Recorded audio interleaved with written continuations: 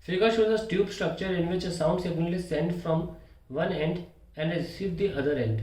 The semicircular part has a radius of 20 centimeter. The frequency of the sound source can be varied electronically between 1000 and 4000 Hz. And the frequencies which maxima of intensity are detected, at which, find the frequencies at which maxima of intensity are detected. The speed of sound in air is 340 metre पर second. Diagram को हम redraw कर लेते हैं. इस तरीके का tube है, तो हमको मैक्सिमम चाहिए. तो साउंड जो भी है वो यहाँ से भी जाता है और यहाँ से भी जाता है. तो जब भी इस पार्ट डिफरेंस में ये अगर हम रेडियस आर माने तो ये 2r हो गया और ये कितना हो गया, पाई आर हो गया. तो जब भी पाई आर माइनस 2r, ये जो डिफरेंस है ये एन लेमडा के बराबर होगा, where n can be any integer, तब तक हमको मैक्सिमम इंटेंसिटी साउंड की मिलती रहेगी. सॉरी, ये भी आर ले लो, तो आर कॉमन ले लें, pi minus 2 that is n lambda. R हमको दे रखा है 20 सेंटीमीटर, तो 0.2, 3.14 माइनस 2 इज एन लेमडा, और we can write 0.2 into 1.14 is n lambda.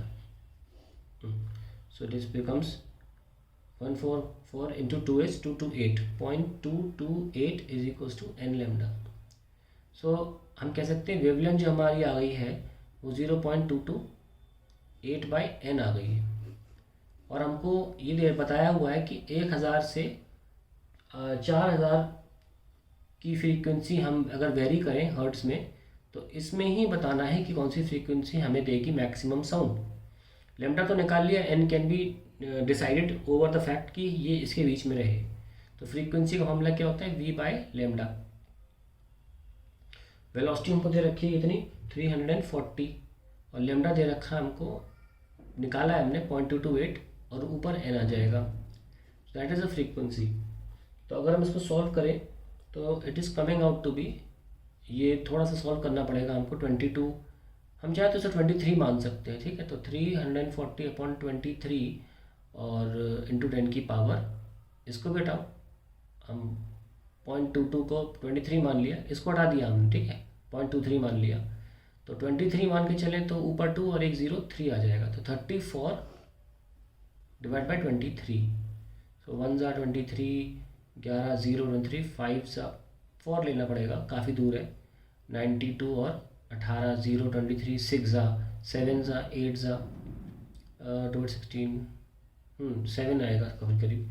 तो I am getting 147, I am getting 1.47 into 10 power 3, तो 1470. सो एक तो ये हमारा आंसर आ गया इंटू एन. तो अगर मैं एन की वैल्यू 1 रखता हूँ तो मैं इस रेंज में हूँ, तो एक आंसर मेरा 1470 आ जाएगा. और मैं एन की वैल्यू 2 रखता हूँ तो एक आंसर मेरा आ जाएगा 2940 हर्ट्स. तो मेरे 2 आंसर आ रहे हैं, और तीसरा जो आंसर आएगा वो 4000 को पार कर जाएगा. तो that will not be my answer to the question. So 2 frequencies हैं जो इस बीच में आ जाती हैं, जो मेरा आंसर भी है.